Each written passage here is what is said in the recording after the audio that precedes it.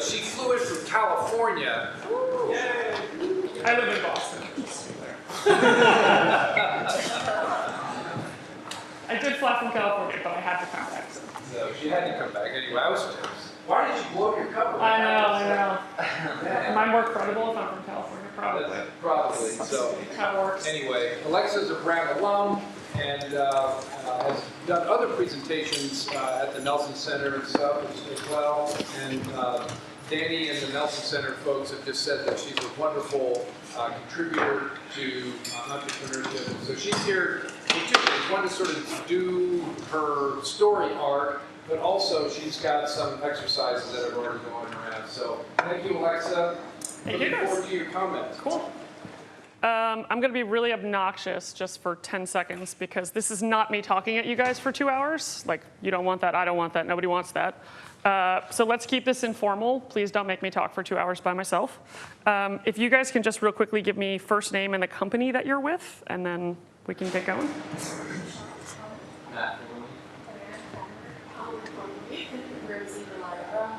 Steven. Question mark, okay. Okay. Is that a question mark on the name? Yes. Okay.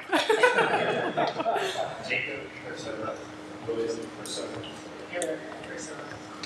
A D in Pipe Labs. Cool. Ron Farrell. Cool. Philip.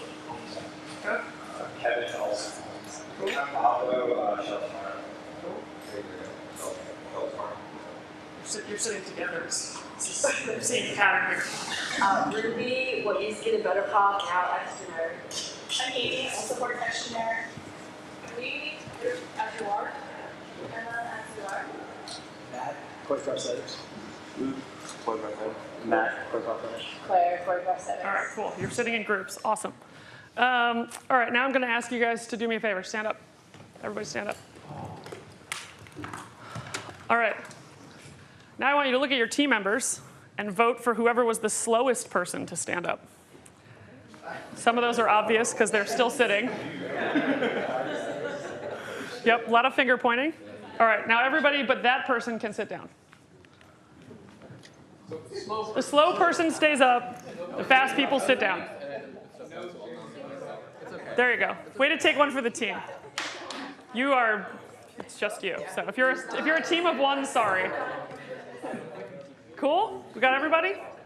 All right, so now I'm gonna make you do an exercise that I, in my few recent ventures, have found probably to be the most important part of starting a company, which is what do you say to your friends or people that you meet when you go to a cocktail party, right?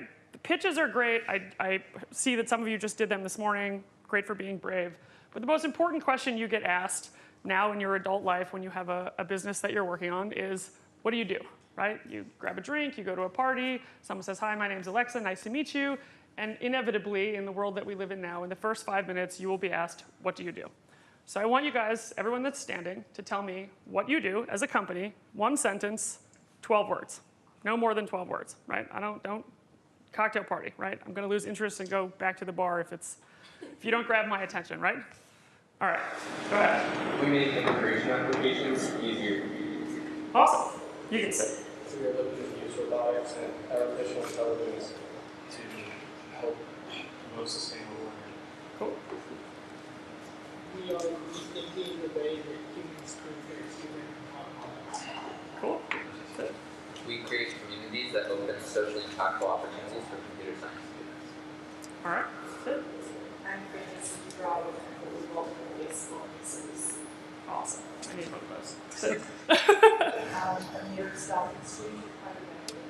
Cool. Sit. We are developing low-cost prosthetic solutions for amputees and development. Cool. We're the site that carries current clothes, adaptive clothes, and makes the Cool. I heard there was a discussion about that just a few minutes ago. We deliver non-GMO it's convenient and environmentally friendly. Oh, okay. I'll just go.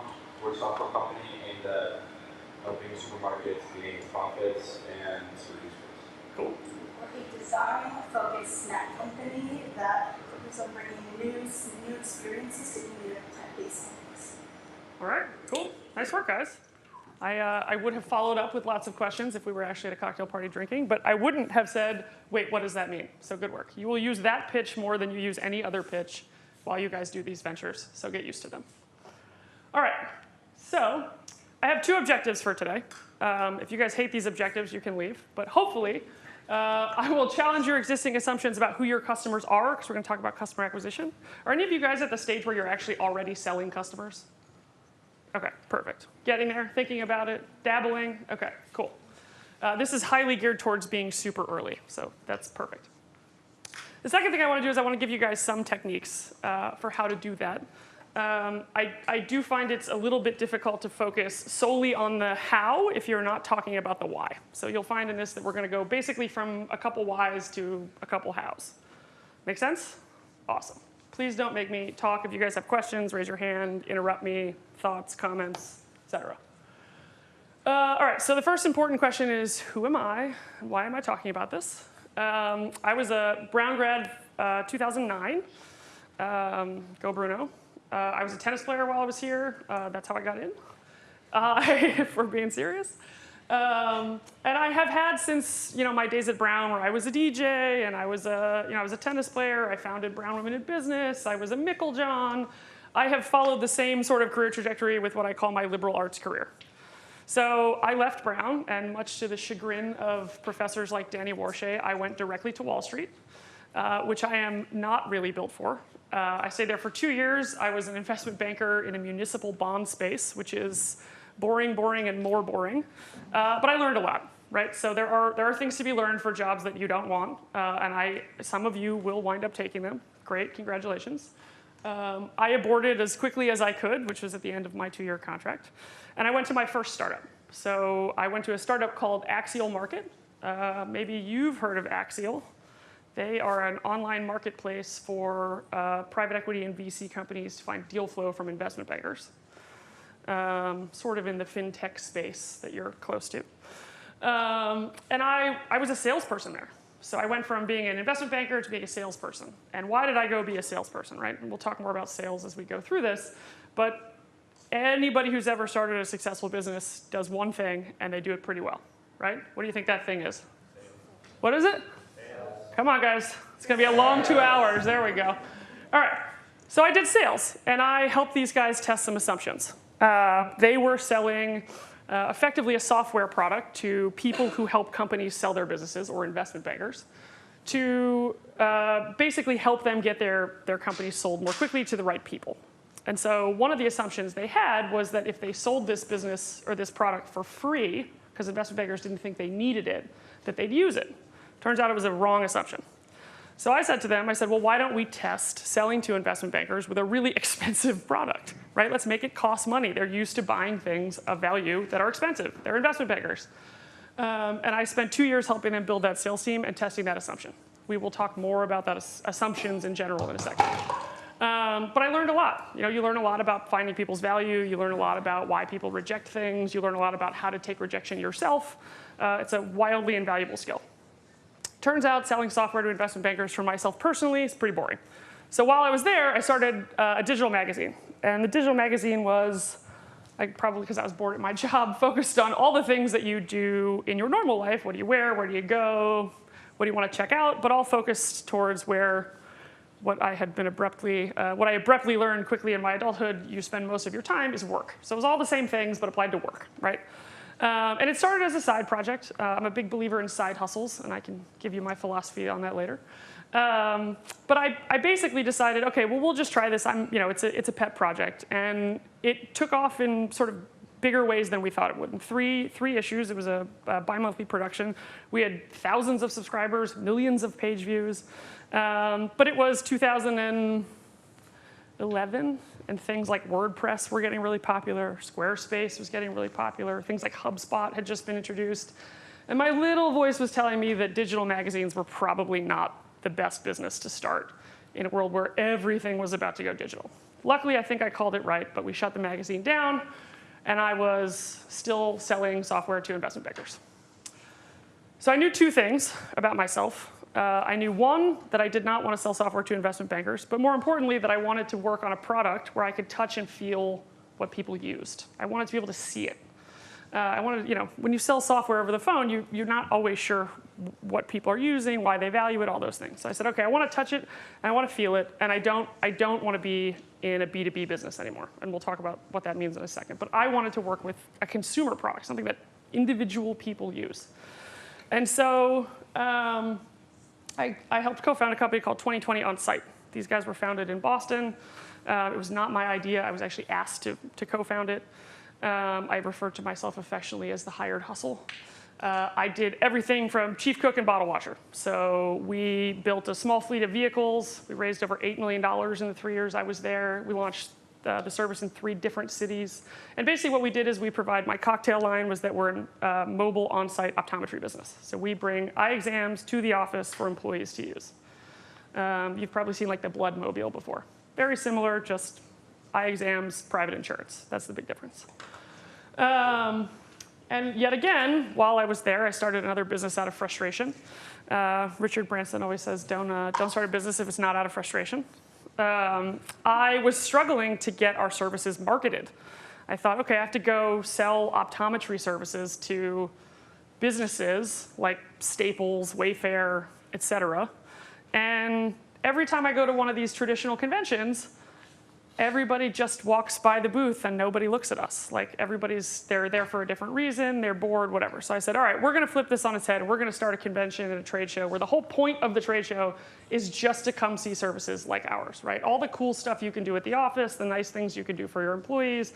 Let's get this out of the traditional HR convention and let's make it fun, right? We have booze, we have music, we have everybody gives something away. You can get massages on site, you can get haircuts on site. We have all of it. It's very cool. It's a different experience. And so now that's my full-time venture, and we are in the process of becoming a national trade show brand. Cool? All right, sweet. Enough about me. So let's talk about customer acquisition. Customer acquisition is a loaded topic, so I tried to distill sort of the 5 most important things that I've learned in my ventures so far about how to think about acquiring customers. So this is by no means a complete list, and it is, there's many other things we could go into. I think each of these is probably its own seminar, alone, but let's get started. All right, so the first one is choose the right channel structure for your venture. And what do I mean by channel structure? By channel structure, I mean, are you B2B? Are you B2C? There's some other options, which I'll show you in a second. But most of you guys probably have a preconceived notion about what your business is, right? You're B2B, you're B2C, you sell to consumers, whatever it is. I'm going to ask you to rethink that. Not because you're wrong, because I want you to be extra right. Cool? Hard to see? The slides were hard to see. Oh, OK, cool. Perfect. You don't need to see me. You need to see them. So the reason I'm going to ask you to think about this is because your whole business and everything you do to acquire customers is going to be based on this structure, right? If you're a business that is B2C, right, you're direct to consumer, you tend to have larger marketing departments. You tend to have larger customer service departments. You tend to do all kinds of different tactics than if you're, for example, a B2B business. And I'll explain what those mean in a second if you're unfamiliar. But if you're a B2B business, you tend to have larger sales organizations. You tend to have account management, which is a function where you take care of the client. And so everything you do is based on this structure. And so I want you guys to think critically about what is the right structure, right? Questions so far? Sure. The B2C. I'm about to go there. Cool. All right. Who knows what B2C stands for? Go ahead. Business to consumer, so Okay. you're not selling to businesses, you're selling to individuals. Yep. Cool. Everybody hear that? So you're selling to consumers, right? You are going from, I have a product and I'm going to sell it to you individually as a person. I'm going to sell it to you individually as a person. I'm going to sell it to you individually as a person. Individual brands, one that comes to mind that's recent is like Native Deodorant. One of the first born digital direct-to-consumer brands that sold for over $100 million. You can buy $12 natural deodorant online directly. I guess we millennials want that stuff. So that's a direct-to-consumer brand, right? They don't sell it through stores. They go directly to the consumer. B2B. Who knows what B2B stands for? No, none of this. Up. Yeah, go ahead. I wish that's what we were talking about. Good guess. Who knows? Business to business. All right. Business to breakfast? Somebody get him some food. All right, so B2B stands for business to business, right? Business to business, the easiest, sort of most traditional way to think about this is I have a business and I sell a supply to another business, right? So let's say, for example, you're a company that makes piping joints. You sell those joints to companies that install pipes, right? That's a very simple example. Or you sell your Oracle, right? You guys know what Oracle is? It's like a huge software platform, that CRM system that organizations use. Cool. Turns out there's more than just B2B and B2C.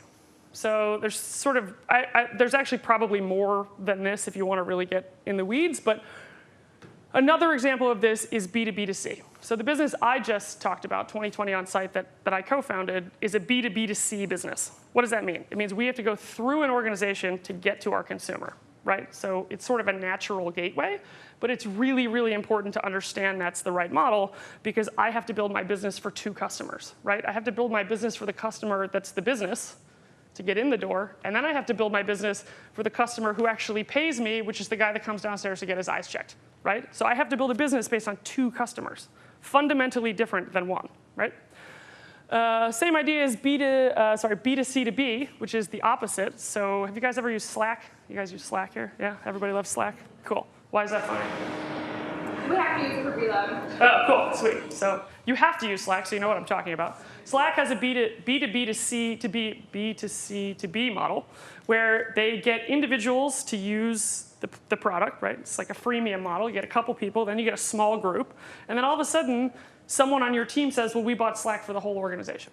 Right? So they go the other way. They're trying to get a bunch of individual users to use it, and then you get to a team, and then the team says, well, we have multiple teams using it, and so someone at the top of the organization says, cool, we'll buy a license for everybody. Awesome. It's the opposite of B2B2C. And then the last one, I just put M because it's easier to think of. Yeah, go ahead. For the B2C to B, are there examples other than kind of like software as a service?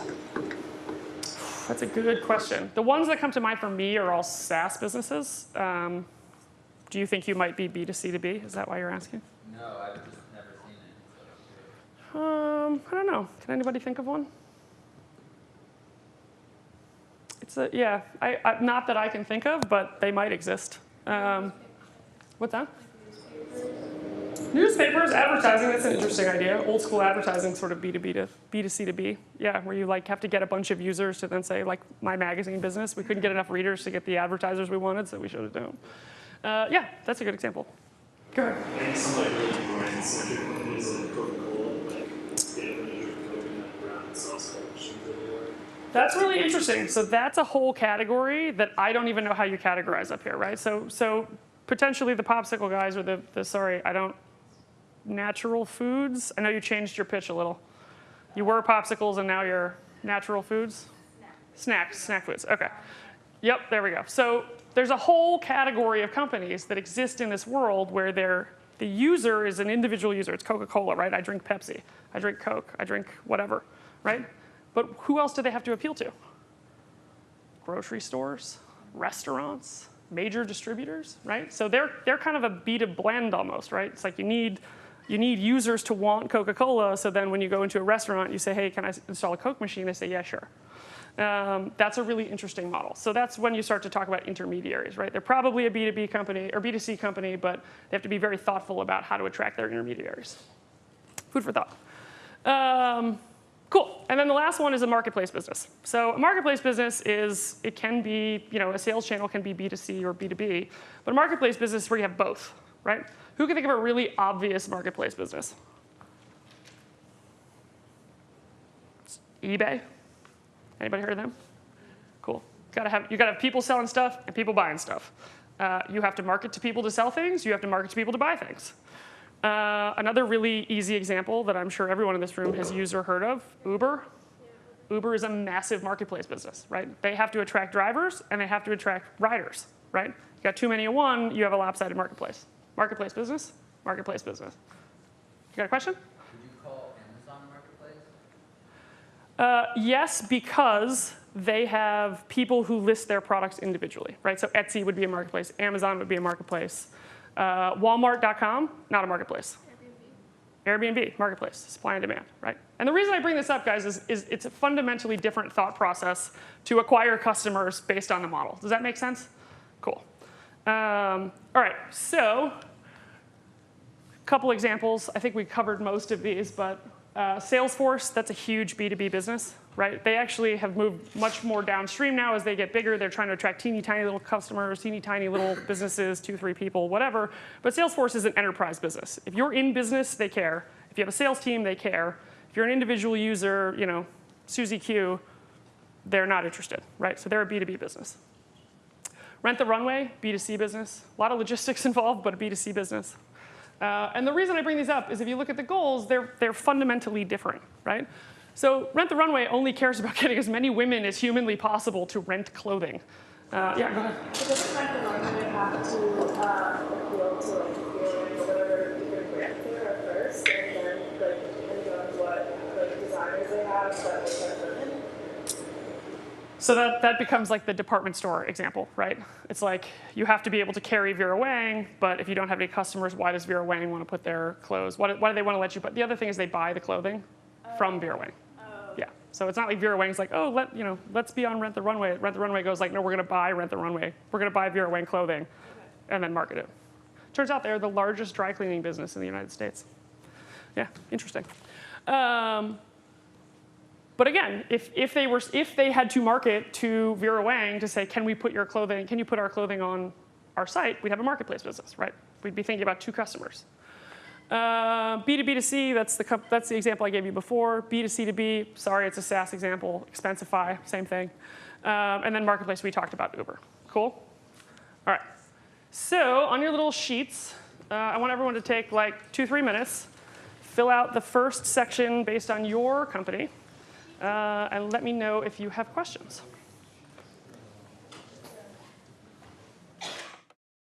Cool. All right. Everybody good? Everybody finish that? Yeah? Section 1, just section 1. We're going to go through these together. Cool. I need a brave volunteer. Come on. Go ahead. Stand up. And I want you to tell me, answer the first question. Are you B2B, B2C, B2B2C, B2C2B, or a marketplace? Yeah, so mine's a marketplace. Okay. I actually have shareholders with credit investors and institutions on a trade share equity. Yep.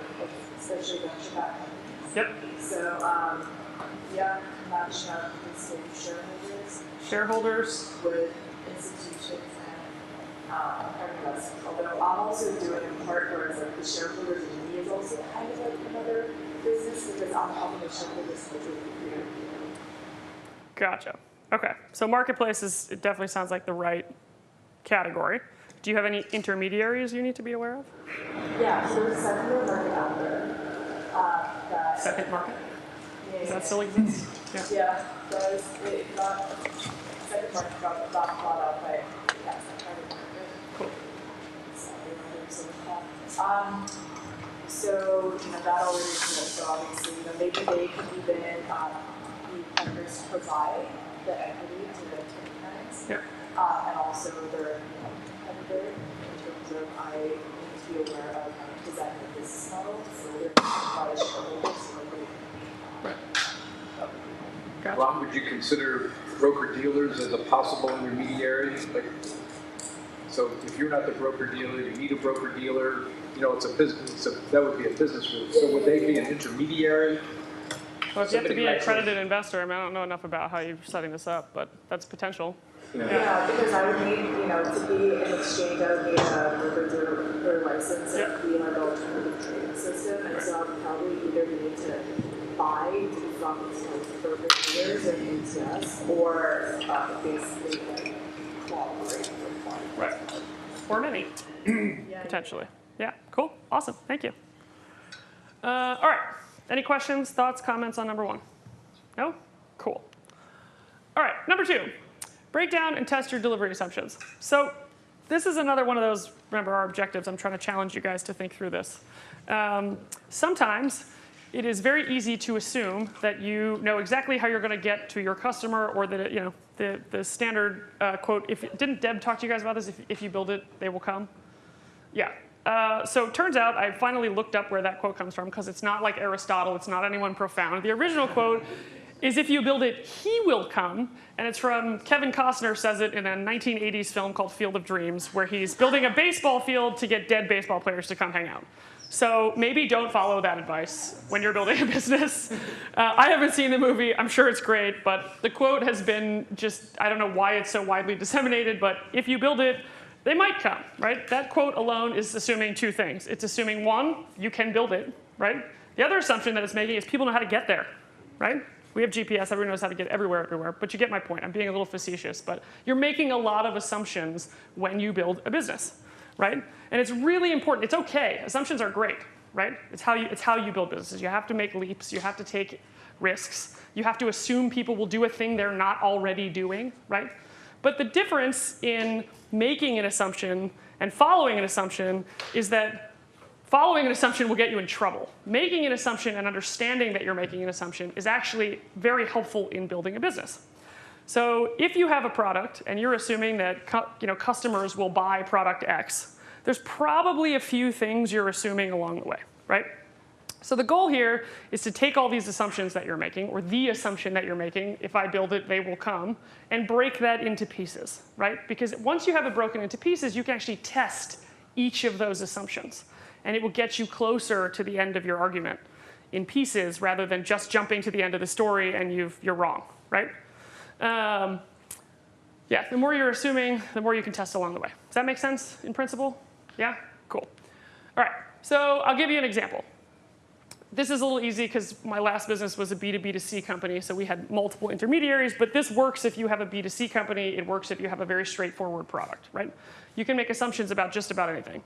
But a really, really easy example is that we had to sell to companies, right? So I had to call and get Staples and Wayfair and, I don't know, Internoc and all these different large organizations to say, we'll bring you on site. And then once they brought me on site, we would deliver eye exams, right? That was the whole point of the business. But when we originally started, we said, well, we're doing on-site eye exams, right? So the end user is the employee, it's the customer, it's the individual, right? So rather than thinking about that as, if we bring eye exams to the office, people will use it, we broke it down into two assumptions. The first assumption was that businesses would actually say yes to bringing a mobile vehicle. These are 38-foot by 8-foot RVs that have been decked out as a high-end optometry shop, that people would actually say yes to bringing that on site, right? Companies would be like, yeah, I actually am looking for a new benefit that's inexpensive, or in our case, free, and I would love to add that to my repertoire, right? That's actually a really big assumption on our part. The second assumption is that if they said yes, which is the if, right? If they were like, yeah, sure, we'd love to have on-site eye exams at the office, the customers would actually come downstairs, right? It's a huge assumption. There's two really big assumptions baked into we do on-site eye exams, right? Okay, so the first thing, and we'll talk a little bit more about doing this, and the first thing we did is we pre-sold the business, right? And I'll talk a little bit more about this in a second, but we actually went and said, okay, let's actually test this assumption that if we ask businesses, do they want an on-site benefit where we can do eye exams for their employees in the parking lot, they'll say yes. We chose to do that by pre-selling. I'm sure there are other ways we could have done it. Surveys, for example, I know Deb talked to you guys about customer surveys and interviews and all that stuff. That's one way to do assumption testing. Turns out we got lucky, and the answer was a resounding yes, right? So I think in my first 3 months of founding the business, I had, I don't know, maybe 60 plus companies say, yeah, if you build this, we'll use it. And by the time we built the business, give or take a few details that may or may not have lined up, 45 of those people started with us and converted, right? So cool, great, glad they said yes. If they'd said no, and we'd spent $500,000 building a vehicle, that would have been a problem, right? Early on, did you pre-sell? When you start pre-selling? Didn't have a truck, just had a website. That's it. It was an idea. Well, I'll talk about this in a second. Yeah. Yeah, so I had nothing but voice on the phone and a good idea. That was it. Second assumption, they'll come downstairs, right? There's this weird truck in the parking lot. I've been getting my eyes checked at my own optometrist for years, right? I actually have good eyes, so that's not true for me. But most people, they're like, yeah, I have my optometrist, right? I'm good. Right? We got some glasses wearers, right? There's a weird truck in the parking lot. We're now assuming that people will come downstairs. That's another really big assumption. So what did we do to test it? First thing we did is some of those people that said yes, those 60 companies that said yes, we had them send out a survey to their employees that said, hey, if we bring this on site, will you use it, right? Pretty standard stuff. The other thing that we did is we actually had a few test cases where we had customers we had a really good relationship with, and we actually had them send out a link to book an appointment as if we were actually going to be there in a month, a week, whatever. And then, in some cases, we actually did wind up coming. Or we pushed the date. We said, oh, this has been rescheduled till 6 months from now when I actually have a truck. As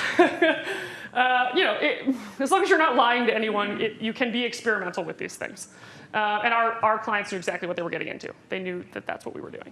They were there to help us. So the idea here is, again, I think sometimes people take really big leaps of faith when they are delivering something to a customer, which is great. But you want to break that into all the pieces that you're making assumptions about. Does that make sense? Cool. OK, so 2 rules about sort of testing your assumptions. The first is always test the simplest version of your assumption, right? So first leg of this example is companies will say yes, right? I don't have to do anything. I don't have to bring a truck on site and show them the product to understand if they'll say yes. I just have to ask them the question, right? I have to paint the picture in their mind and see what the answer to that question is, right? So simple, keep it inexpensive, boil it down to the very primary answer that you are looking for.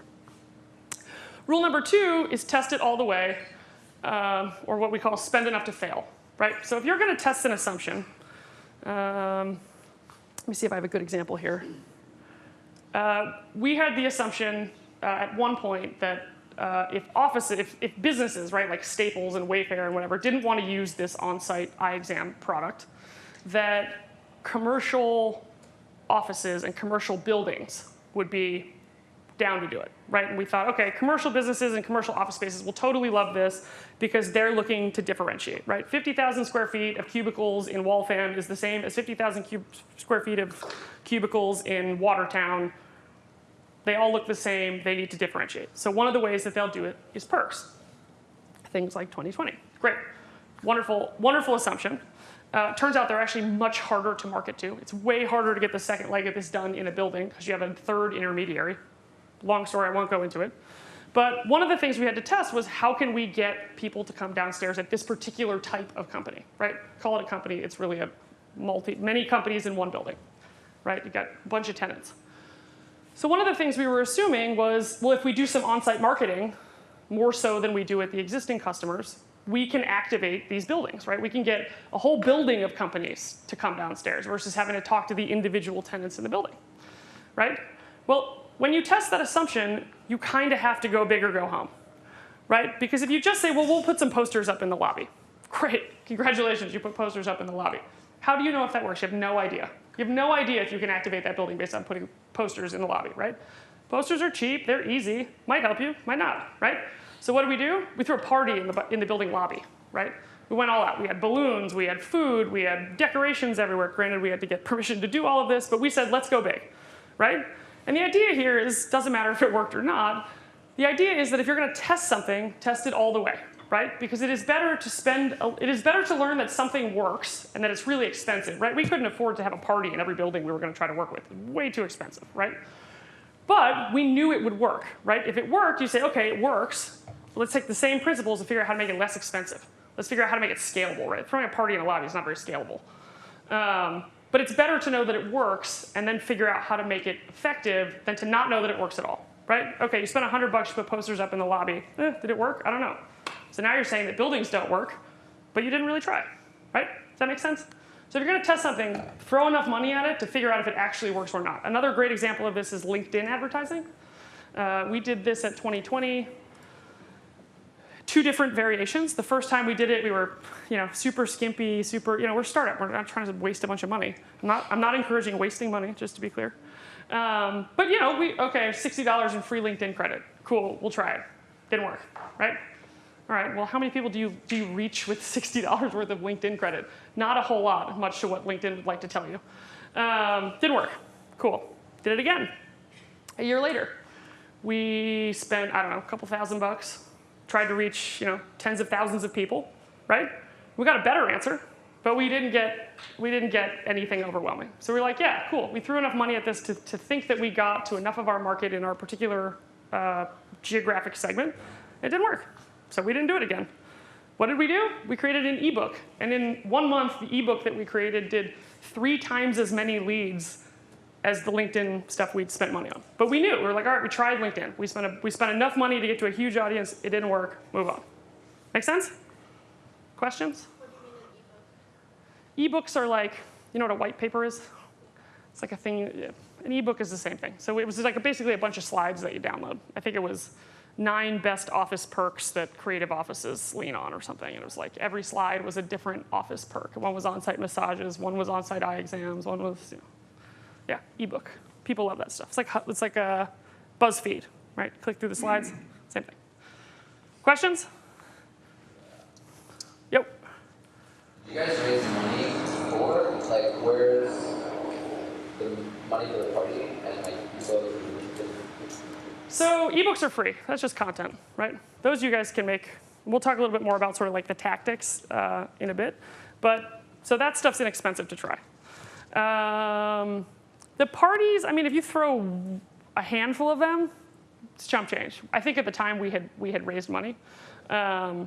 But you can do all of these things, in some way, shape, or form. Or you might say, look, we tried it, but we know we didn't try it all the way, so we're not going to cross it off yet, right? So we're trying it a little. It may or may not be working. What you don't want to do is get into situations where you've written something off, but you don't actually know if it worked. That's what you want to avoid. Does that make sense? Cool. Questions? Nope. All right. Next section. Take a couple minutes, fill it out. We'll go from there.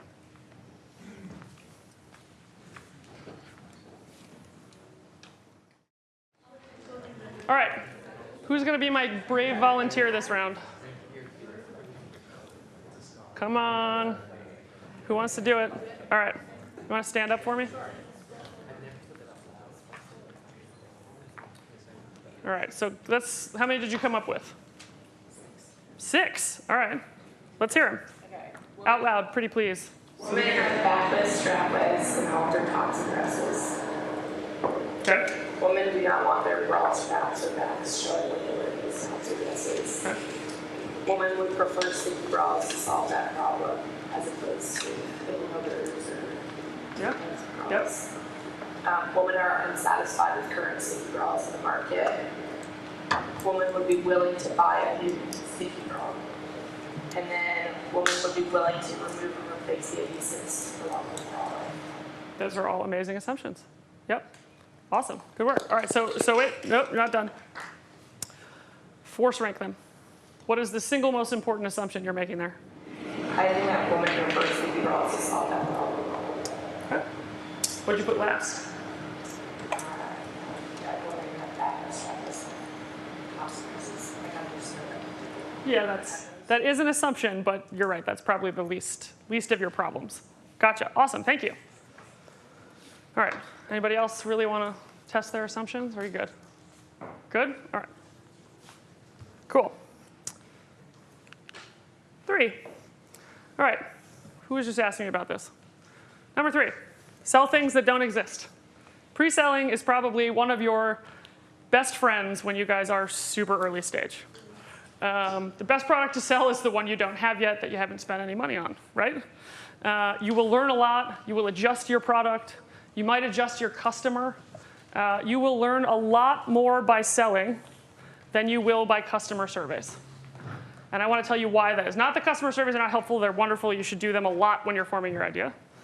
But there's a very big difference between asking someone what their opinion of something is and actually seeing how they react when you sell them something, right? Does that make sense?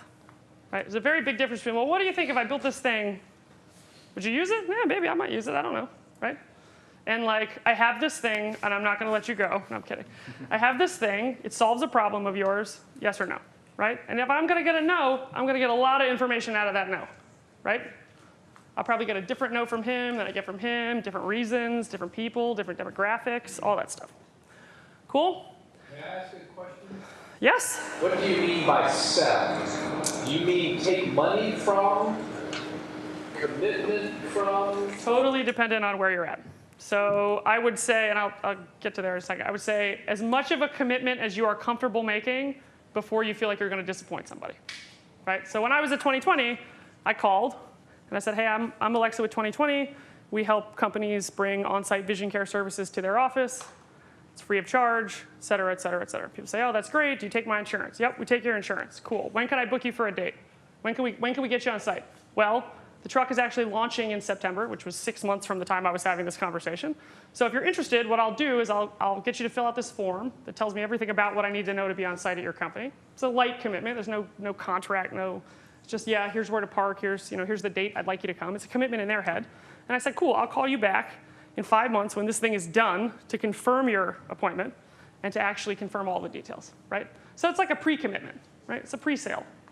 You're perfectly welcome to sell things you haven't committed to as long as you say, yeah, it won't be done until September. I can't be there tomorrow, right?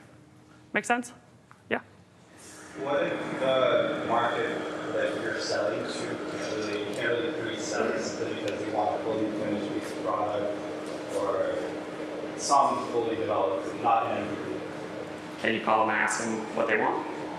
Yes. Can you call them and say, if I had all these things, would you do this? Yes. So how do we make sure that, like, once you develop a product, you can actually sell that? By making those phone calls. And saying, I'm going to call 100 grocery stores. I'm going to find all the stuff they want. And some of them I'm going to call and I'm going to say, I have this thing that does this. Right? And they're going to say, yeah, I'll take that when you have it. And you say, cool, I'll call you back in September when it's done. Yeah, it's a pre-sale. Okay. Yeah. Other questions? All right. Oh, sorry. Go ahead. Did you talk to competitors? What did you do with that? Yeah. There weren't that many when we started 2020. Perks, there's a ton of competitors.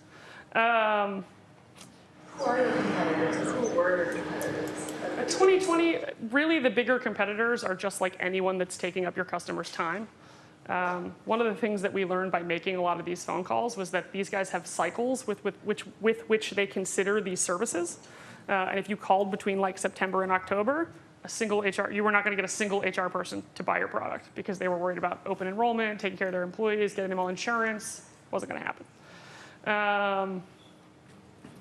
Trying to think of another example. Competitors, that's a whole other conversation. We knew who was in the market. No one happened to be selling in our market at the time. So what we were selling was like, this sounds like a food truck that does eyes. It was more of like a disbelief than a competitor. But we knew who our competitors were. We were aware of them. Tried not to pay too much attention. Like I said, they weren't in our geographic market at the time, so it was kind of a non-issue. Yeah. But people would say, our competitor is like the brick and mortar optometrist that your employees are already going to. When you like logo, kind of like the service and maybe like certain rating, something of that sort, or those are newer, but yeah, not at the time when we were there. At the time, no. I guess I was just gonna ask how you talked about. Yeah, it was more like this sounds weird and you can't get this done right now, but here's why you want to be able to do it, right? Because all your employees are paying for vision insurance. How many of them are using it? The answer is usually not a whole lot, right? It's a game to insurance. It's like a gym membership. They want you to buy it and not use it. In the back? Hi, I'm Sarah. I'm working on a food product that's using like sugar, and we're targeting athletes as our first target market. Yep. So I guess my question was like, do you account for like what? Do you even give them tasters sometimes the product you have it, and then people say, oh yeah, I totally buy this. Do you account for a loss of that when it comes to actually putting the money down because you don't like? How do you make sure that they actually will buy? That you convert them? Yeah. You can't assume everyone will convert. So the question is, if you give someone a sample and then you count that as a yes, they loved it, they said they'd buy it again, can you assume that everyone will buy it 100% of the time once you actually have the product at scale? The answer is no, right? So when I pre-sold 60 companies that said yes, and then we were like, yeah, cool, let's go spend $500,000 and build this truck, 45 of them, for different reasons, logistics, costs, change of insurance, whatever it was, 45 of them stayed, 15 of them we lost. Does that make sense? Does that help? Like a discount rate, right? So you're like, okay, we got 1,000 customers at this trade show. We gave them samples, 1,000 surveys. Everybody said they'd buy it again. You email those 1,000 people. I don't know. Safe assumptions, maybe 50% of them actually buy it, right? Two questions. One is the like the conversion from 60 to 45 sounds like really high. Did you do anything in the 6 months up until you were built, until you have the product ready to keep people engaged and say like, okay, you committed, 2 months ago, are you still down? Like, this is our progress? Yeah. How did you make sure? That's an awesome question. So we did a little bit of marketing, like a little bit of, hey, just here's a status update. The other thing is when I did that pre-sale, I got that setup document that said like, yeah, we're in if you build this thing, come on, sometime in October. And so, if I knew the truck was going to be done on September 1, I called them in July, and maybe I sold them in April, and said, hey, it's ready to go. Are you ready to go? Here's some updates, et cetera. You just sort of stay in the mix, but I don't think you need to like pummel people with updates. Just it also depends on your product, right? I mean, I've pre-signed up for consumer products before where they're like, we're not sure when this will be done. Actually, I don't have them with me, but headphones I bought once. And it took them so long to release the headphones that I canceled the order. But one of the reasons I canceled the order is because I wasn't getting any updates about when this thing was actually going to be done and why it was taking so long, right? So I think if you make, especially if you're asking for a light commitment from someone, if you make an assumption about time and finishing and you're not going to meet that expectation, you need to stay in front of people, right? Don't overpromise. That's a standard one. Yeah? Sorry, did we take your money at the time? There was no exchange of dollars. There was, what we asked for was just basically like I intend to do this signature. Signatures are like more important and in someone's psychology than dollars sometimes. Like if someone's not willing to fill out a form that says there's no commitment, yes, please come in October, they're not ready to come in for you to come in October. You haven't sold them. We did have a cancellation policy that we eventually added in. Turns out adding things like cancellation policies, even if you're not taking any dollars up front, will really knee-jerk someone's response. So they may or may not really be ready. And if they're not going to sign because of a cancellation policy, they're probably not really sold, right? So we learned all of that up front. By like, I can't get people to sign this document because they're worried about parking restrictions, right? So whether or not I actually got a signed setup doc back 6 months before I even had a product, I knew up front that parking logistics was a huge issue for a lot of these people, right? And we had internal conversations that were like, I'm pre-selling this. Are we sure a truck is the right model? Like, are we really sure we want to do this outside the office? And the answer wound up being, to start, yes, because we were getting a lot more, there's room in the parking lot than we were getting there's room in the conference room. But we had that conversation because of those 60 conversations, right? We almost changed the whole model. Make sense? Other questions? Is it safe, I don't know that you used the term, but I think you described the Kickstarter type of pre-sale that you actually did as a customer.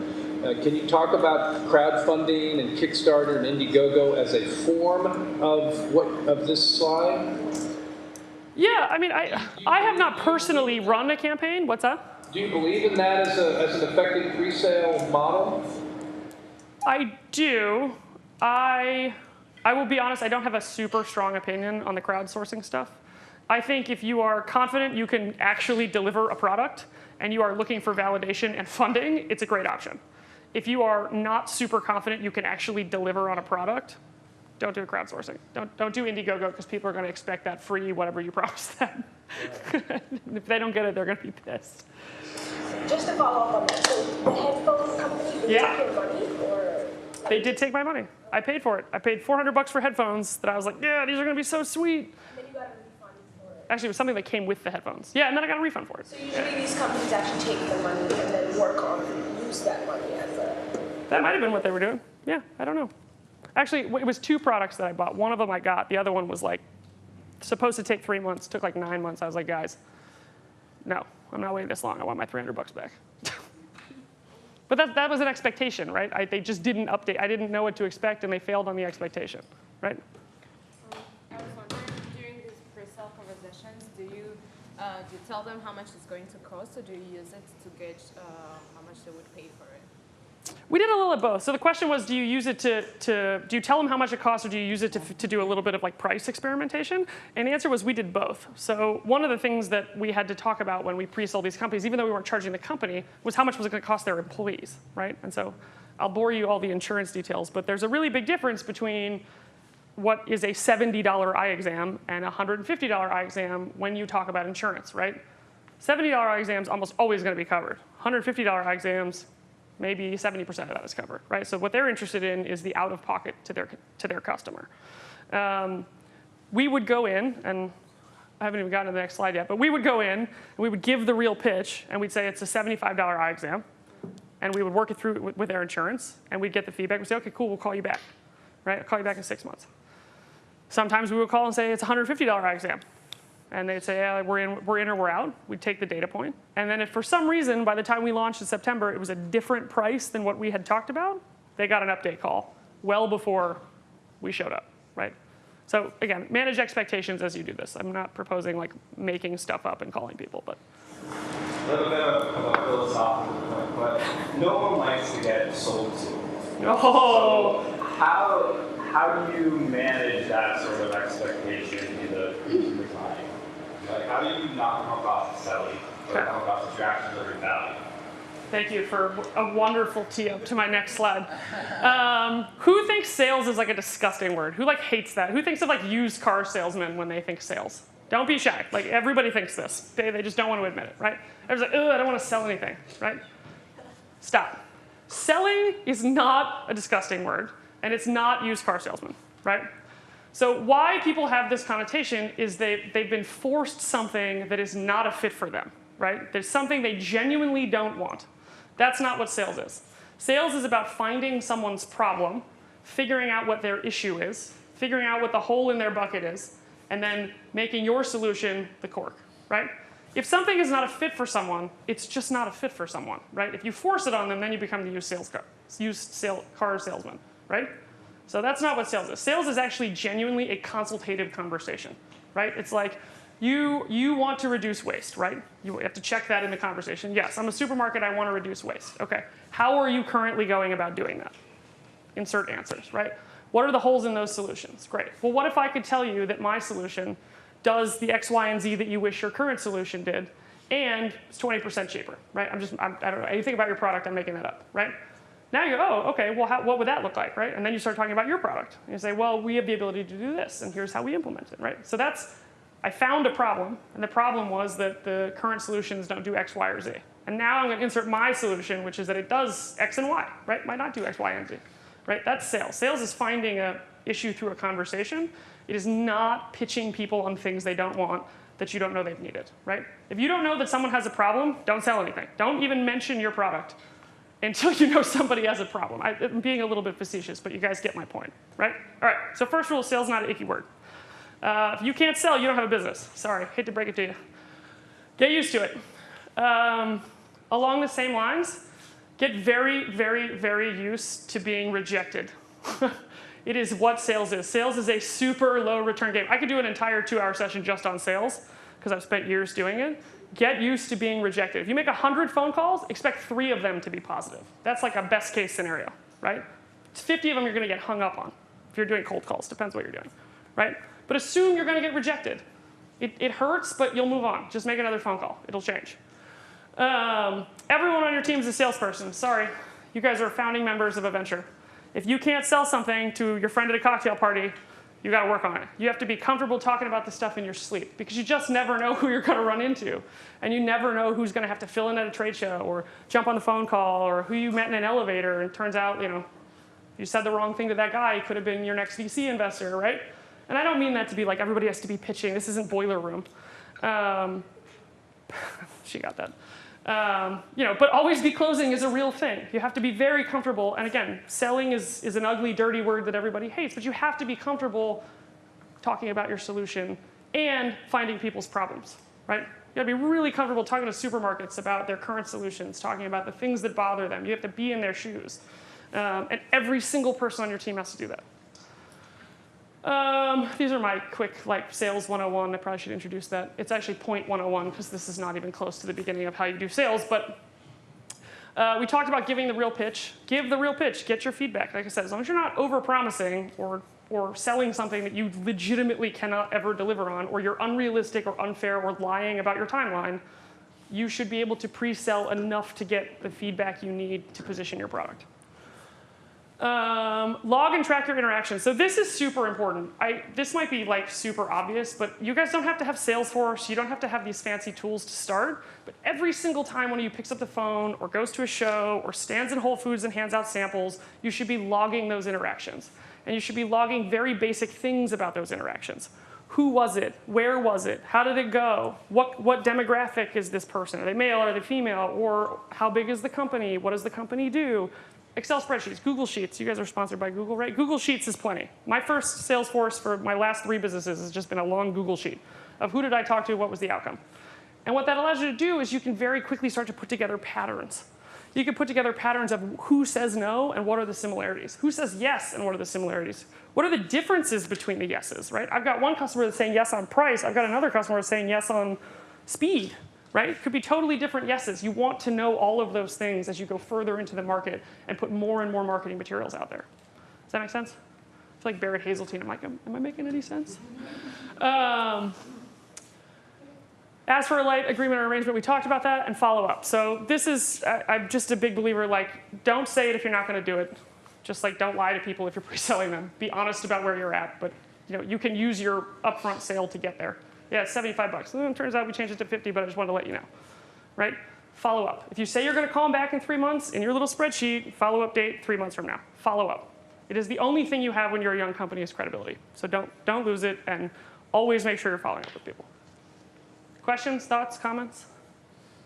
Cool. All right, section 3.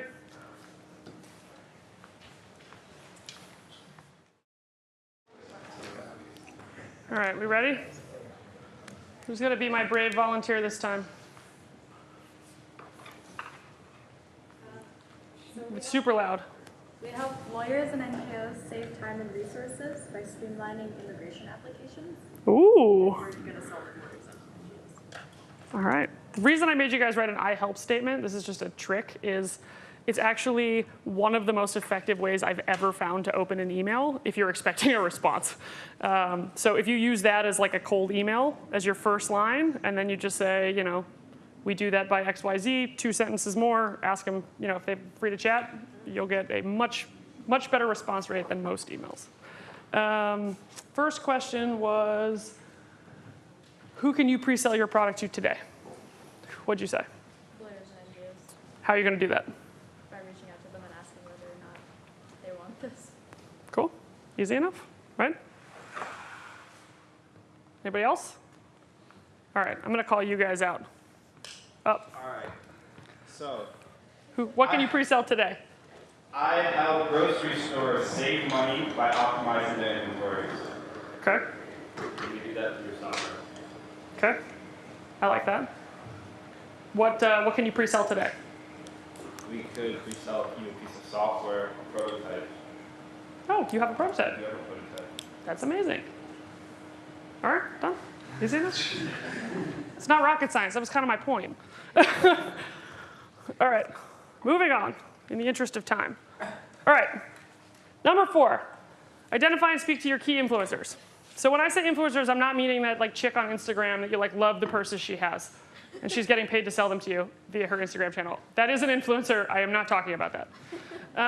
What I'm talking about is all the people that are in the stratosphere of your buyer, right? So people don't make decisions in vacuums. They have friends, they have family, they have bosses, they have CTOs, CFOs, COOs. They have people that are in charge of making these decisions, right? Doesn't matter if it's B2C, B2B, B to whatever. There are people influencing this decision. Sometimes it's channel partners. So for example, at 2020, one of the biggest influencers that we had to the person who was in charge, or the HR professional in charge of making a decision about eye exams, was actually their insurance broker. It's a weird, it's a little bit of a weird relationship because insurance brokers have zero incentive to sell their client anything but health insurance. It's what they're there for. But they're super involved in these ancillary decisions that the HR team makes because they want to appear to be adding value, right? So if an insurance broker doesn't know who you are, it's very easy to be a gatekeeper. It's very easy for them to call and say, yeah, I've never heard of them, probably not worth it. Your utilization rates are great, right? Your employees use their insurance, they go to their own optometrist, don't worry about it. But if that insurance broker has heard of my company and they're familiar with it, and I can sell it to them Like, hey guys, this is brownie points for you and your clients. Why don't you bring it to your clients so I don't have to, and you get the hero points, I don't need them, right? Now, when that company, when Staples calls their insurance broker and says, hey, can you check out 2020? They go, oh yeah, I've heard of them. They seem really cool, right? Yeah, I was gonna mention that to you anyway, right? So I'm not actually selling to this person, but I'm making them aware of the benefit to them before they influence my buyer, right? That's one way to do it. The other way to do it is to help your buyer influence their own network, right? So an example of that in the event industry is we love to give like emails and letters and reasons for someone to ask their boss to attend, right? So I literally have a pre-written email that someone can copy and paste that says, hey boss, I really want to go to this event. Can I spend X dollars to do it, right? It's handwritten. It's like, here's all the reasons this is going to benefit us and our team, right? I wrote that, and I gave it to them. So that's an example of why influencers are important. And your job is not to influence all of them. It's not to get every single one of them to be a huge advocate. If you think of it as like hitting a coconut with a hammer, right? You got to hit the same spot enough times for it to break, right? When you're talking to one person, you're using a real hammer. When you're talking to everyone in their circle, you're using a sledgehammer, right? You get more points to break the nut open, right? So you want to be aware of your influencers, especially when you're super early, because I think Deb probably mentioned this to you guys, but you don't really know who your buyer is yet, right? You think you know, but you're going to learn a lot more about who your buyer actually is. In my business, in Perks, right, I have a marketplace business. I sell vendors space at our shows, and I sell attendees their space, right? So for attendees, their biggest influencer is their boss. Can they go? Why should they go? Their insurance broker, hey, you should go, let me take you, right? And for the booths, the biggest influencers, my buyer is actually the marketing team at these companies, right? Marketing teams are in charge of event spending. They're in charge of saying, yeah, go to that trade show and go display what we do, right? The biggest influencer to the marketing team is the sales team, right? So if I can get the head of sales to be like, yeah, we need to be at this show, the marketing team is much more likely to say yes. Like, yeah, cool, we'll spend a couple $1,000 to do it, right? But my message to the marketing team and to the sales team is different, right? Marketing cares about the sheer volume of people they are going to meet at this trade show. So sheer volume. They're called marketing qualified leads, MQLs. That's all they care about. Sales guys care about sales qualified leads, which is more qualified than marketing, right? So really high quality buyers are actually going to be there. And that they can get enough out of this conference to justify taking 2 of their sales guys off the floor, right? So I have to talk to him in sales pipeline numbers. I have to talk to the marketing team in terms of just sheer volume, and it's going to be cool, it'll be great, you get so much exposure, right? Different messages, same sale. Make sense? All right, so you want to map the influence of your buyers. You guys, again, you may still be in the stage where you're not actually sure who your buyer is, but that's fine. The whole idea behind this exercise is just to start to think about the other people that are in the ear of your customer, right? Anybody here trying to target moms? Food guys, no? Maybe? Okay. Moms have husbands, usually.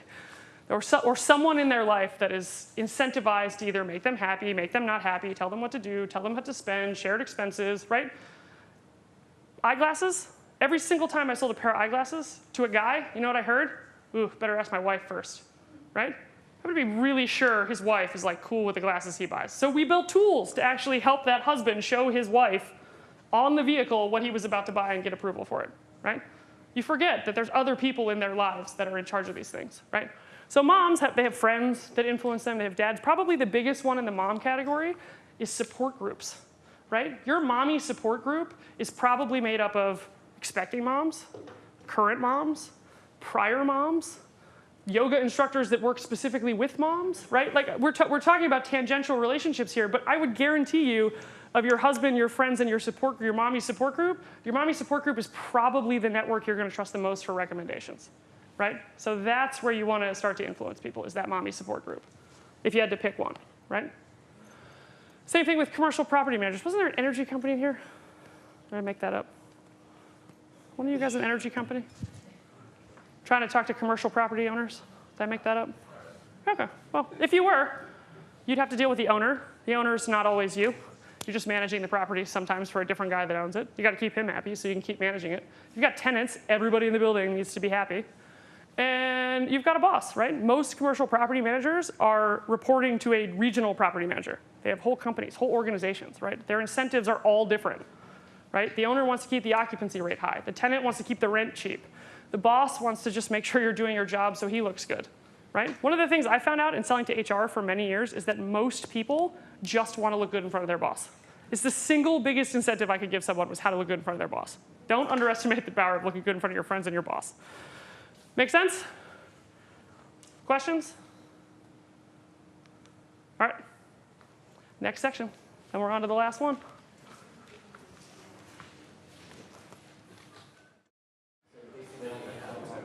All right. Who's going to be my next volunteer? In the back. So we have, hold on. You're going to have to speak way up. We have health-conscious consumers, and more specifically, runners and endurance enthusiasts as our target customer. All right. So you're targeting runners and endurance athletes. Yes. Okay. So who influences those? So going from like the top experts, runners, or people who are doing this on the daily, we have their like trainers or nutritionists or other expert runners who influence them, and then looking at just like the common maybe like health-conscious consumer who runs and appreciates running. They have like teammates and fellow runners like in running clubs, and then running stores like that they go and shop at, and then online content on like bloggers and magazines like Runner's World, right. Social media influencers who do running. Yep. So the purse buyers, purse shoppers. Awesome. Is that in rank order? Who do you think is your most important influencer? You say other expert runners like? Yeah, that's probably fair. Yeah, you want to know what your competition is doing. It's a great point. Cool. Anybody else want to volunteer? All right, I'm going to pick a boy in the back because you guys are very shy back here. Go ahead.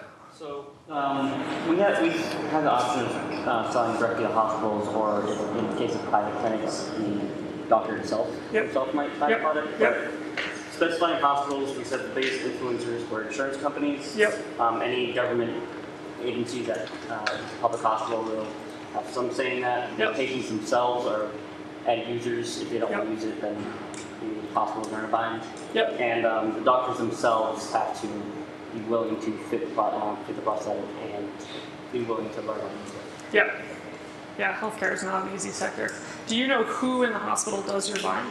Not exactly. Depends where it is. Cool. So I'm assuming that person internally probably has a few influencers too, right? Cool. Awesome. Nice work, guys. All right, last one. Oh, wrong way. All right. Last but not least, I'm sure this is the part you guys were all dying for, which is test all the tools in your toolbox. This is obviously probably obvious advice, as most of this I think has been. But the point here is that when you are doing customer acquisition, there is no silver bullet. Different tools work for different types of businesses. They work for different consumers. They work for different products, different versions of products. There is no single technique that you're going to be like, oh, we send emails every week, works like a charm. If that's your problem, great. But more often than not, you're going to at least want to send emails and do a few other things, right? So the rule here is to test all the tools in your toolbox.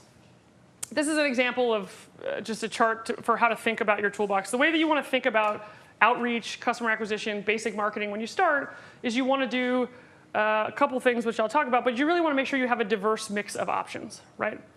The first rule is what I call provide air cover for your army.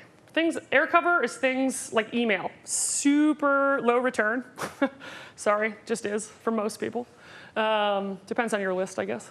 It's super high volume, and it's very inexpensive to do. It's inexpensive from a time perspective. It's inexpensive from a cost perspective, right? Everybody can send decent-looking emails pretty easily, right?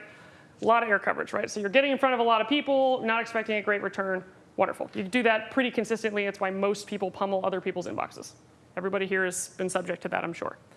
You want to combine that with higher touch, more expensive, sort of more intimate experiences. And there's a scale of that. I put a few up here as an example that have worked sort of traditionally this way. In my experience, you guys will probably have different experiences with each of these tools. And things like events, right? Obviously, I'm in the events business now, so I can say this with bias, but super high quality, super intimate events tend to convert customers very, very well, right? We used to have a 50% conversion rate for events when I was a salesperson at Axial Market, right? They're intimate. You get to see a person, you get to meet them, there's colleagues there, you feel the energy, you learn a lot. And how you set those events up is obviously really important, but that's an example of something that you're not going to do events every week. That'd be insane. You're a startup, you got other things to do, you got to build a product, right? But you could do them every once in a while. They're a little more expensive, but they reap, in my experience, at least for the products I was selling, a little bit more benefit, right? So you do a little bit of both. And sometimes you host an event and you're like, that didn't work. That was terrible. That was a huge flop, right? But what's the rule? Test it all the way, right? So that's an example of providing air cover. Test it, then use it or lose it. We talked about this already. Keep track of where your inbounds come from. This is similar to the track your sales calls. If you guys are putting marketing materials out there, again, not all of them will be digital, but most of the digital ones are trackable. Keep that information. You don't have to act on it right away because you're probably not getting enough inbound and enough traction for that to be super meaningful. But the general rule when you're super young is like if it's directionally correct. You want to be directionally correct, right?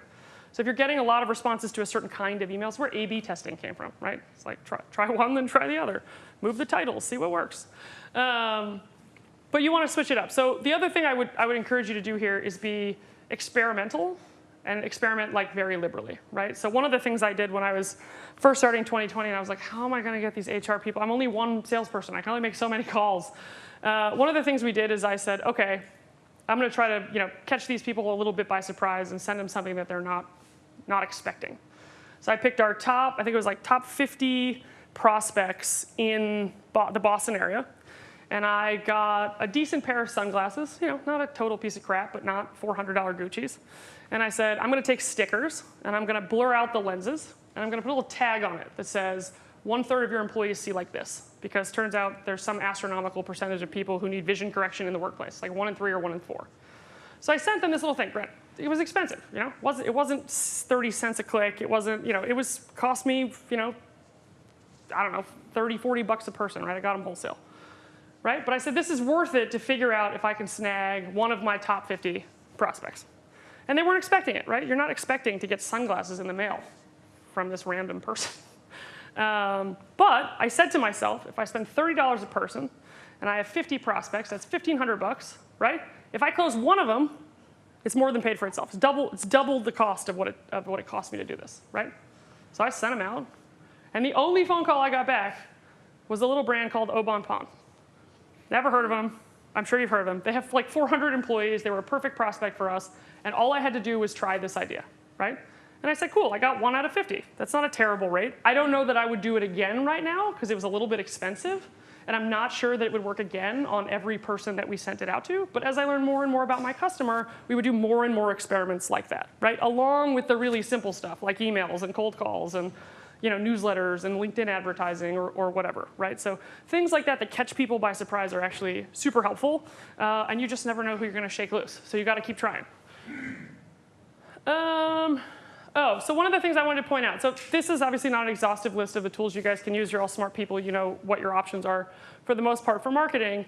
But so 3 of them I wanted to point out. One is obviously I'm biased towards trade shows. But if your buyer actually goes somewhere, like if you have there's huge food shows, like huge food shows. There's even little food shows. Don't forget that there are associations for like everything. I'm sure there is an association for immigration lawyers. I'm sure there is an association for intimate apparel manufacturers or something. Like find your associations, go to their shows. Even if you don't get a booth at the trade show, just be there. Because your buyer is congregating somewhere. Find them. The second thing is, I guess it's kind of the same, but partnerships and lead sharing. So one of the most effective things I did as a super young company is I talked to other young companies that were not a direct competitor of mine, but they were looking to talk to the same person. They were looking to talk to businesses about a benefit. They were looking to, they were looking to sell to the same kind of vendor I have at Perks, right? And so what I did is I'd take those people to coffee and say, hey, here's what I'm up to. Here's what you're up to. Well, if I can introduce you to this person, one of our early clients, who I have a really good relationship with, would you be open to making an introduction for me? Obviously, you need a few clients to do this, but don't underestimate the power of lead sharing. It is a hugely effective tactic if you are thoughtful about who you make introductions to. Obviously, you don't want to introduce your client to every person you meet. But if you have people you can lean on and you have a few good clients that you trust, you can always shoot them an email that says, hey, I just met with this great company that does Y. Since you're interested in what we do, I thought it was similar. I thought I would make an introduction, right? And let that person go with it. You will get a ton of leads by making friends with people who are selling the same person that you're selling. Does that make sense? Cool. And then my last point here was just always make it about value. If you're sending out marketing similar to the sales thought, you're not throwing a solution at someone. You're not pitching. Everybody, I mean, yes, you're pitching. Sorry, Jason. Everyone's pitching. But that's for VCs, right? When you're in marketing, you're talking about what is in it for me. So when we talked about influencers, you probably send different emails to your buyer than you send to one of their influencers, right? So you might send the woman who's trying to sign all these asylum seekers up a very different email than you send her boss who's like worried about cost for the partnership, right? 2 different emails. Market segmentation is super helpful. You don't need to overdo it when you're young. You don't need to know Susie Q's favorite color and then have Johnny J. Your market segmentation and your personas don't have to be super crisp, but you have to be aware that they have different stakes in the game. And you have to talk to them like that. Cool? And then from a tools perspective, mix it up. Try it all. If it doesn't work, don't do it. And combine your air cover with things that are highly experimental, because you just never know what's gonna work. Cool? Last one.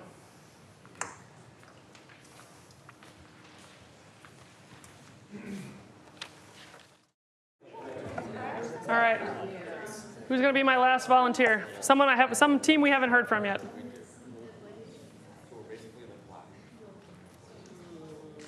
Yeah, come on, let's go. Stand up. All right. What are 3 things you can do right now that are not expensive, they're simple to do? Emails would be a good thing if you got access to an email list of our potential customers, Yep. which is easy to find. So just to be very clear, you can pay lots of people on the internet to make email lists for you. Okay. Yeah, Upwork.com. Just go nuts. Very inexpensive. Wildly inexpensive. Using Facebook or Instagram as a community. Yeah, Facebook communities are huge. And then for things for no option of money, like being on a runway or at a big Right, apparel brand. Yes. So being like a New York fashion show. Yes. All right. Now, what is a version of something like a fashion show that you can do that doesn't actually cost any money? Doing local fashion shows. There you go, local fashion show, right? Or just asking a designer.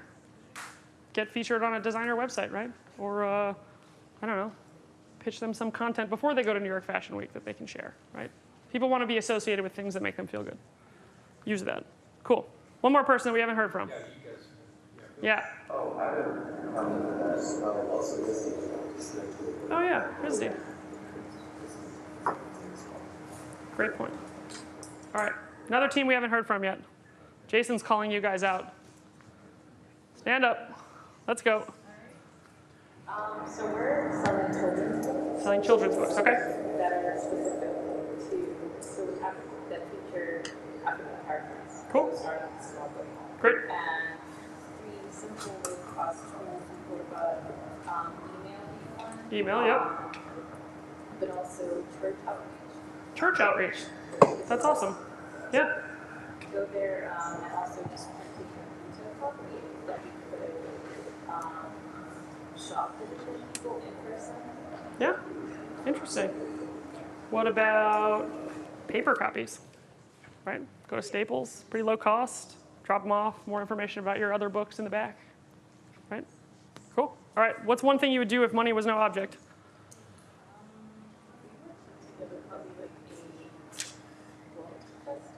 Ooh, a book festival. I love that idea. Reminds me of school when you at lunchtime, they'd be like, you can go shop at the books now. All right, what's a version of that you can do that's not expensive? Stand up, come on. A version of that that's not gonna cost you any money. Like why does a book festival cost so much money? What's that? A small reading at a library. All right, a reading at a library. What about if you asked a bunch of people to bring their used books and you had an event around that? Favorite used children's book. Doesn't cost them anything. I just got rid of probably 60 books when I moved apartments last week. Just donated them, right? That's free.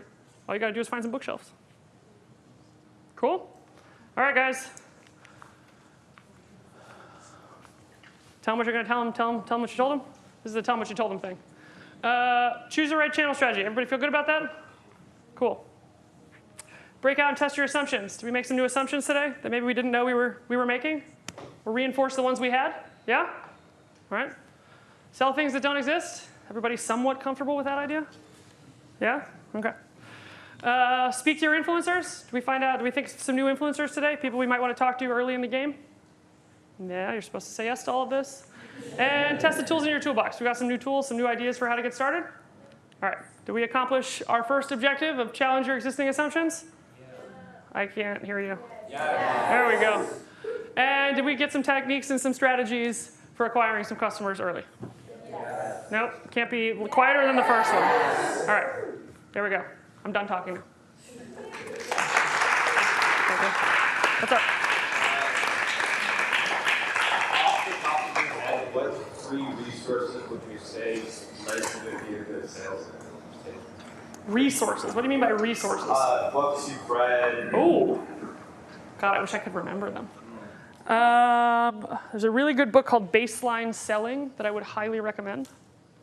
All sales training is a little cheesy and mostly just sells you more sales training, but a lot of it is really good. John Barrows, there's this guy named John Barrows who has a blog. Same thing, he's a sales trainer. Sales trainers are always selling you more sales training. But he's got some really good free content. You're going to hate this answer, cold calling. It's like the single most important thing you can do because you get Teflon skin. You're just like, yeah, you hung up on me and told me to F off. Great. It's the 3rd one today. You laugh it off. It's not a big deal. That's 2.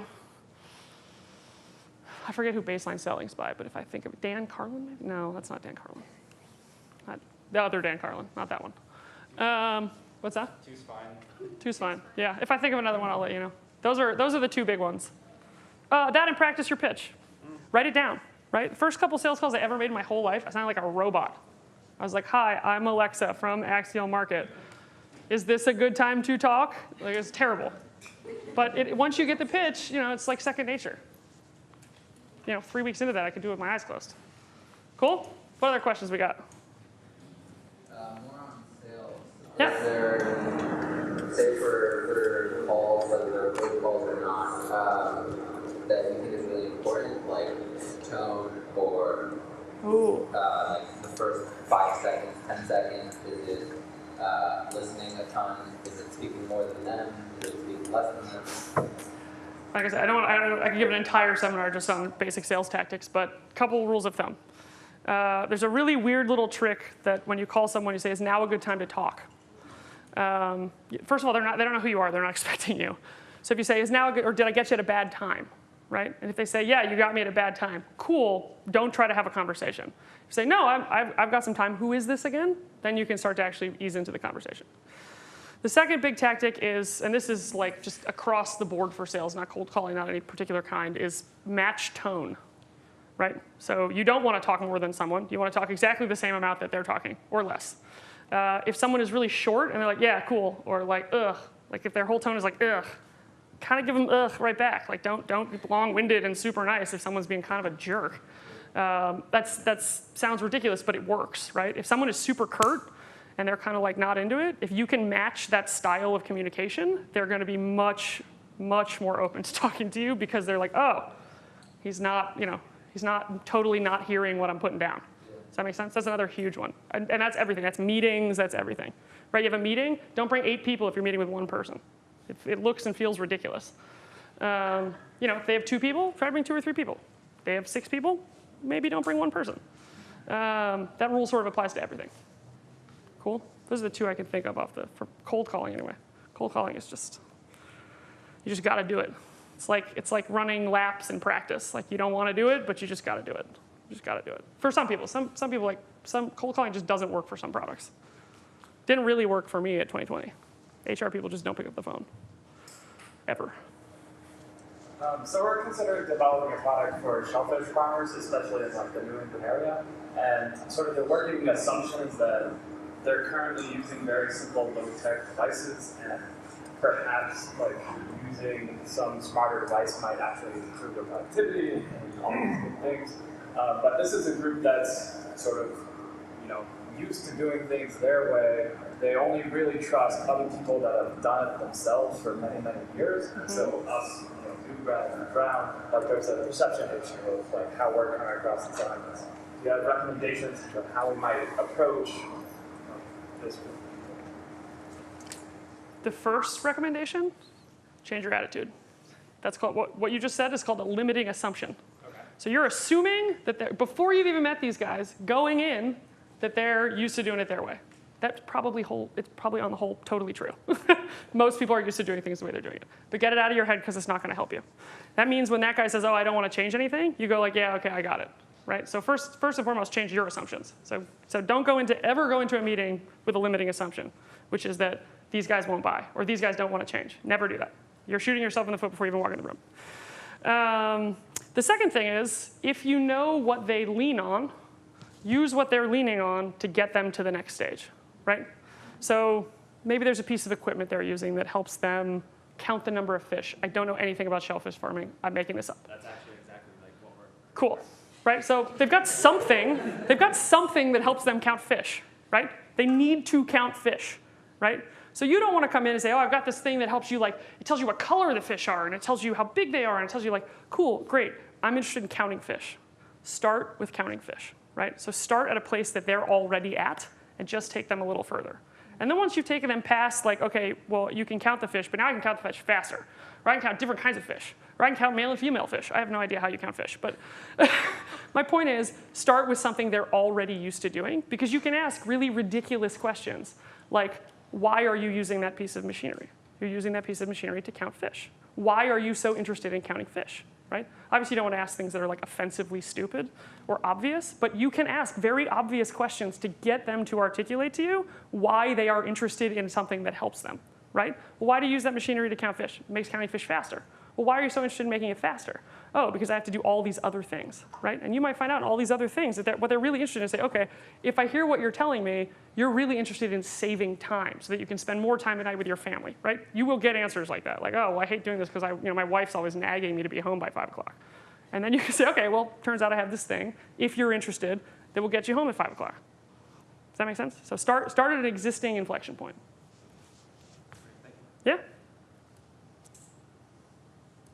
Is that it? Cool. Thanks, guys. That's my email. Feel free to reach out. Alexa, that was fantastic. And one of the things that's interesting for me is that even when we kind of week 3 of B-Lab, we're seeing repeating themes like Jessica Kim, who you may or may not know, talked a lot about writing down assumptions. And, but she didn't do it just this way, but what you start to see, I think, from your side is that experienced, successful entrepreneurs use some of the same language, some of the same techniques, and there's a reason for that, because it's productive, it actually advances the ball. Also, what I found really interesting for me is that when I was talking about bottom-up research, I said one of the ways to keep people on the phone or to engage with you is to promise them you're not selling something. But I'm not sure that was, I mean, I think that's probably the right advice sometimes, yeah. But what I learned from your remarks is that it might actually be cool to try to sell somebody something, maybe even in an early conversation. The question is, it shouldn't feel like a sale. Maybe that's what it is. Make it feel like a sale. Because I think Pablo was saying if you're trying to, how do you engage with somebody if they just don't want to be sold something? Right. If you're trying to have a conversation with them and not try to actually get them to write you a check, you kind of got to draw a line. Yeah. But sometimes it's okay to be like, this isn't right for you right now. I'll come back. Yeah. Talk to you in 6 months. Don't force it. So anyway, I just thought it was a terrific, sort of trajectory through all of that stuff. It's complicated, it's nuanced, and you just did a terrific job. Thank you. Let's thank her one last time. Thanks, guys.